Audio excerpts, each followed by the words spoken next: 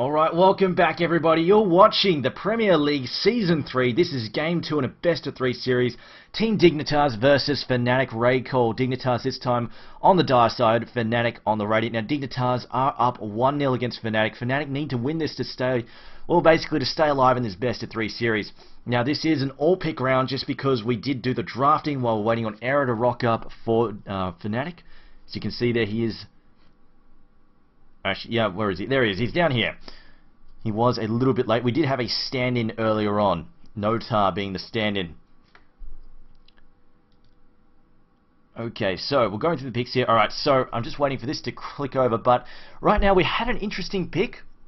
Here for Raid Call, for Fnatic Raid Call. Basically, they decided to snap up Lifesteal as a last pick. Now, this is dual. I've seen this combo before. It is Linnea with the Lifesteal. Basically, any kind of blink hero. Any hero that has an innate blink or is going to rush a blink dagger, it pretty much allows him to overcome his mobility issues. It's really, really effective because basically, Nakes is more about unleashing the first couple of hits. While a hero has high health, just gets in there and completely devastates him with his first few hits. And when you combine that with the burst of something like Templar Assassin, plus all that negative armor, it is actually quite scary. That said, it has had mixed results from when I've seen Virtus Pro run it, so you know what? It's not a foolproof plan. Apparently, Mecha Maker's just got trashed by trying a similar strategy. Now, let's have a look at the players as well as the lanes that they're running. We're going to call them out here. So, playing for Fnatic at the moment, we've got Oh My Schneckles running Crystal Maiden, No Tail playing Chen, Era on the Lifestealer, Trixie playing Darkseer, and Hanny on the Templar Assassin. And playing for Dignitas, Fogged, who was the Shadow Fiend last game, this time playing Invoker, Tides of Time on Venomancer, i2000 on Lone Druid, Snaking on Queen of Pain, and Sand King being played by Way Too Sexy. We're going to see Fnatic getting scouted out by the Spirit Bear here. And the question is, how are they going to run these lanes? Now, both teams doing a bit of a sweep to their jungle, although currently Dignitas have rocked up in force, doing a 5-man sweep, forcing Fnatic to back up. Fortunately for them, no casualties incurred. Dignitas just trying to get some wards down. They do get that blocked up. See Chen rolling around in here. He retreated all the way back. He's got no vision though. He's not sure if there's somebody sitting up here right now. And he's a little bit worried. A nice ward here. This ward is really good just because they know Chen's in here. And this is going to give them a lot of vision. See, now they know Chen is coming down to here.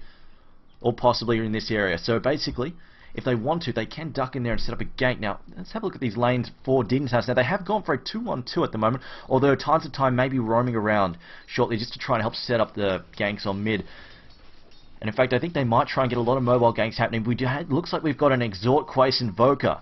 And one of the things the Exhort Invoker is really, really good at, it's assisting ganks around the map. Sunstrike is such a powerful tool. No gold for you. Meanwhile, on the top lane, though, we're going to have Lone Druid being supported by Sand King.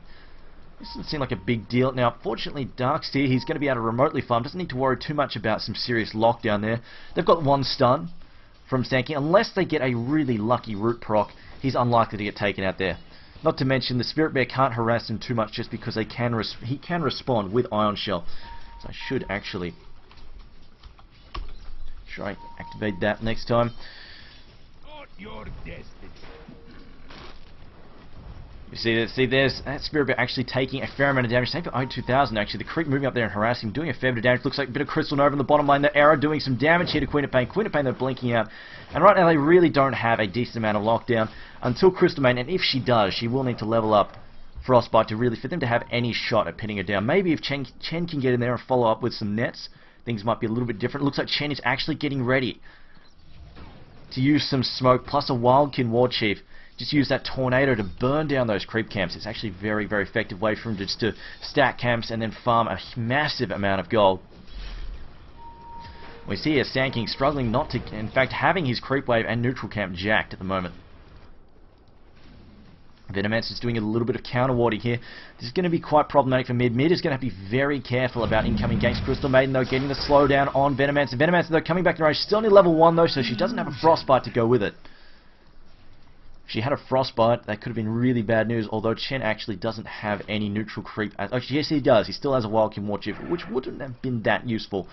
Now, Fogged is struggling a little bit in the mid lane. This comes down Linnea, hits like a truck at the moment.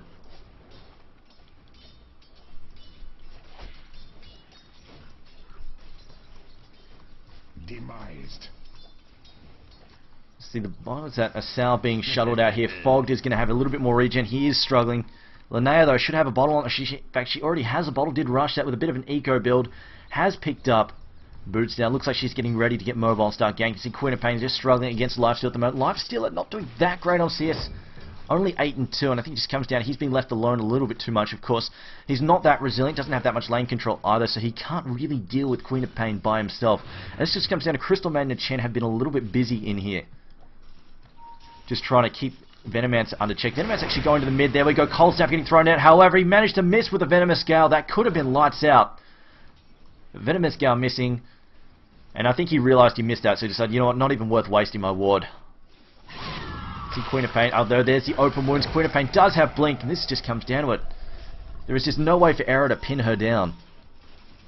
9 and 4. Now Chen is actually, looks like Chen is actually farming faster than, this is going to be painful. Looks like Chen is actually farming faster. We see the first blood though in mid. They actually do manage to pin down Invoker.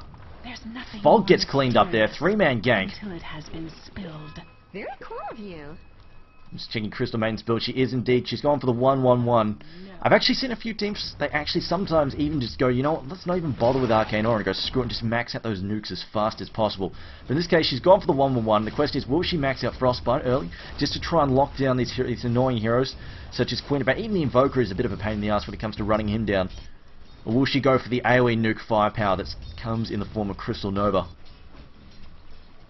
And Darkseer has picked up his Soul Ring, so he's going to be able to farm that lane fairly easily now. There we go. They're looking to get the gank on Queen of Pain. Queen of Pain, though, realises there's trouble and backs up thanks to this ward over here that is still blocking. They haven't thrown in any counter wards just yet. Just looking at Linnea's farm. Linnea is doing 22 and 9. Is doing quite about a 20. Well, you look at Invoker there, 11 and 3, and he's actually had some decent support. In fact, Tides of Time has been here fairly frequently, just coming in here trying to harass Linnea, and they haven't really managed to. They haven't really managed to slow her down at all. Like, she's had pretty much one gank and that's about it supporting her. Linnea just farming extremely well, just abusing Refraction, knowing. In fact, this is probably one of the downsides to doing the Exhort Quace Invoker against Linnea. Unfortunately, it's not going to be that effective, whereas if you go for the Exhort, if you go for the Quace Wex build, you get access to a nice big meaty tornado which actually debuffs her and gets rid of Refraction. That can be very, very frustrating for TA players. She just hits level 6 now. Unfortunately, Fogged somewhat behind still.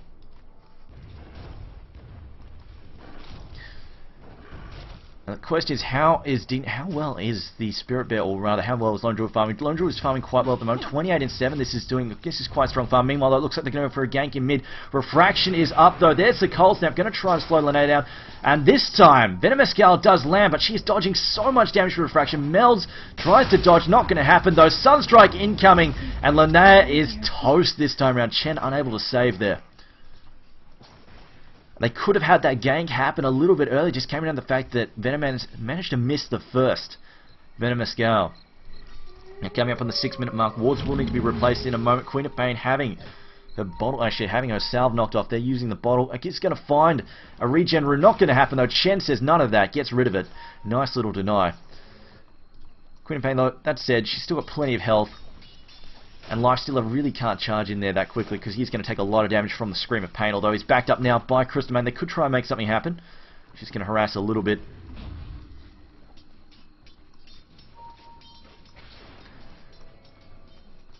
See, Linnea is setting up preemptive traps. She could go for a double slow here on Fogged. Fogged now getting Cold Snap back.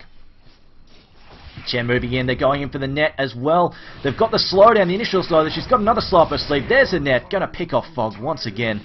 Unfortunately, Fogged has no vision when it comes to this Chen ganking him, using that nighttime very effectively. And of course, it does really downsize his nighttime vision. His vision just allowed Chen to close the gap and just shut him down there. In all honesty, I really think Linnea could have. She had a double trap available if necessary. Without the Ghost Walk, I don't think there was any way Invoker was going to survive that. We see Arrow just healing himself up. Queen of Pain is playing this very, very riskily. Crystal Maiden, though, quite poor at the moment. Just cannot afford anything. And there we go, there's the open wounds. Unfortunately, no nuke to follow up. They don't even have a Crystal Nova. The slogan thrown. Again, that Venomous Gale missing. Lifestealer, though, playing extremely riskily. And looks like we may even lose Crystal Maiden here. She has been slowed. The Venomous Gale, though, did not hit her. And in fact, the Plague working away. Queen of Pain now jumps in. There's the Rage, though. Era going to try and run. Sunstrike lands on target. Down goes. Down goes poor old Fog there. She's not Fogged. Who is that? It was Lifestealer. Sorry, Fogged is playing the Invoker. What am I saying?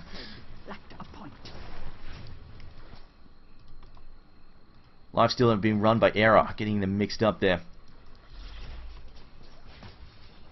It's a great aim from Fog, landing that one.